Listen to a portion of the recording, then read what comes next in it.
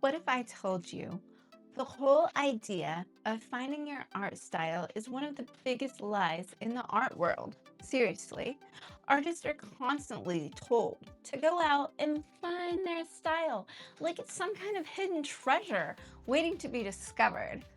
But that belief is actually a trap because it makes you think you're missing something when you're not. Today, we're going to take apart this idea. I'm going to show you why your style isn't something you find, it's something you forge, you build over time. And the real secret isn't any special technique, and it's all going to start with a mindset shift that changes how you approach your art.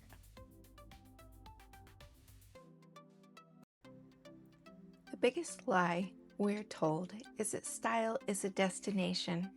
We're taught to search for it as if it's the single perfect look waiting somewhere out there.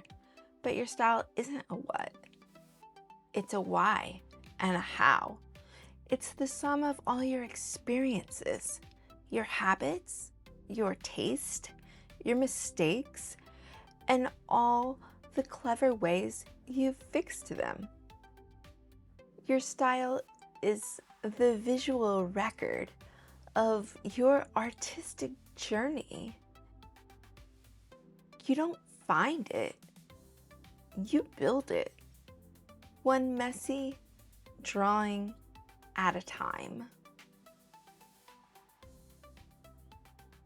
The real shift happens when you stop obsessing over the outcome and start falling in love with the process. Because a fixed mindset can be incredibly paralyzing and difficult to break through. If you believe your ability comes purely from talent, then every drawing suddenly feels like a test. And if the drawing turns out bad, it feels like proof that you're not good enough.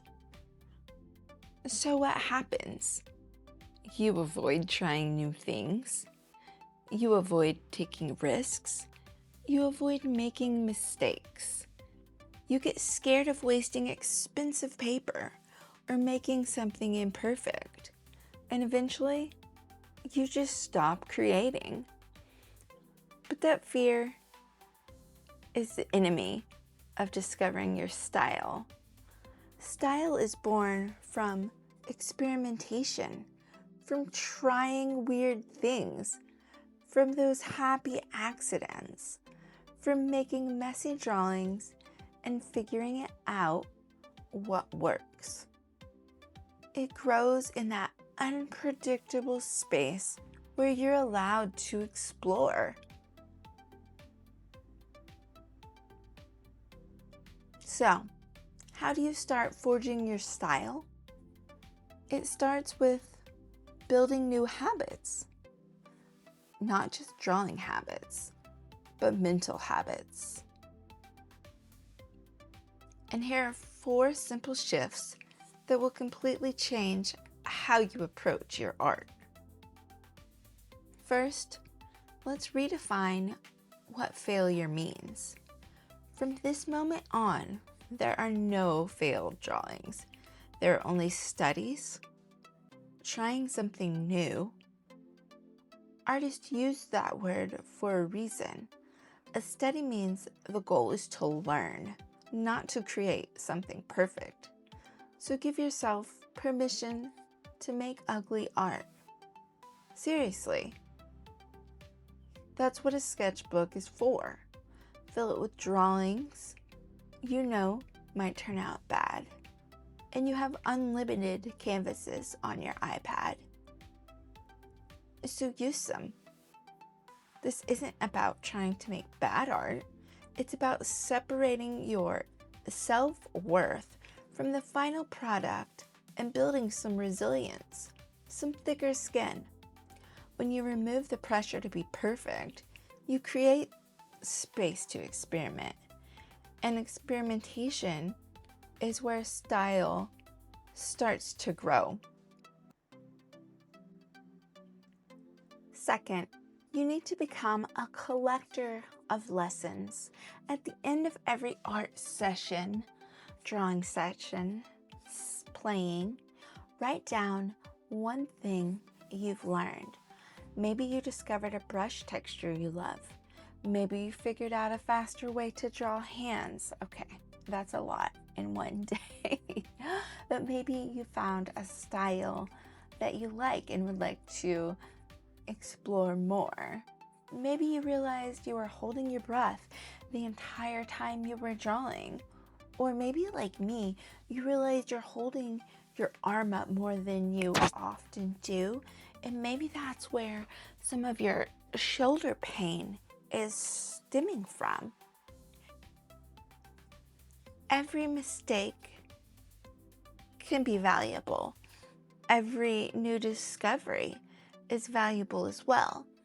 Sometimes you simply learn one more way not to draw a nose or a leaf. You might be just learning things you don't like or things that go wrong and crossing out possibilities. This habit forces you to find value in every drawing session. Instead of judging whether your artwork is good or bad, you start noticing progress.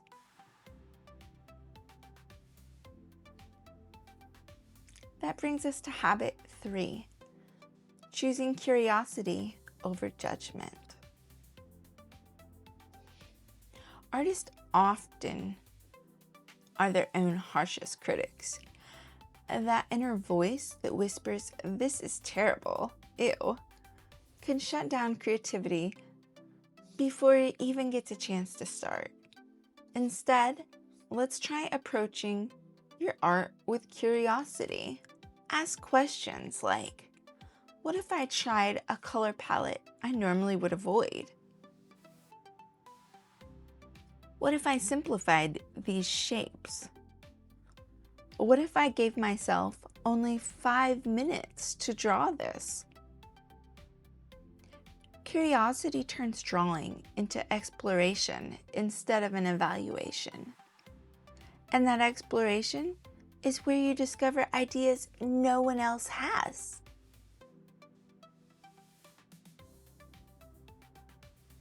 And finally, focus on consistency over intensity. You don't build a style by drawing for 12 hours one day and then quitting for a month. You build it through consistent practice. Even 15 minutes a day can make a difference. Those small sessions add up. They strengthen your skills, your instincts, and your artistic voice. Over time, those small efforts compound into a huge body of work. And when you look back, you won't see one moment where you suddenly found your style. You'll see thousands of tiny decisions, experiments, and lessons that slowly built it. But this raises an important question. If style is built from repeated decisions and experimentation, where do those decisions actually come from? Because none of us start drawing with a fully formed visual language. Artists develop those instincts by studying other artists and learning from work they admire. So, in the next video, I'm going to show you a simple 3-step method artists use to do exactly that. How to analyze influences, experiment with them, and start building a signature style of your own. This is a long journey, and honestly, it never really ends. Your style will keep evolving right alongside you. And if the idea of building your style instead of searching for it resonates with you, go ahead and subscribe for more videos about growing your skills, embracing the creating process, and becoming the artist you want to be.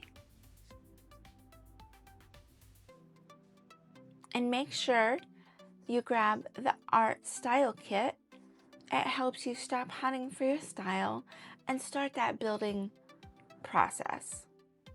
Inside, you'll find a simple formula workbook with exercises, a gallery frame for your art experiments, and of course, we need to have some fun. So I added some artist stickers for you to play with, put on your sketchbook, or wherever you need to brighten up your space and get some motivation. So I hope to see you guys again real soon. Have a great day.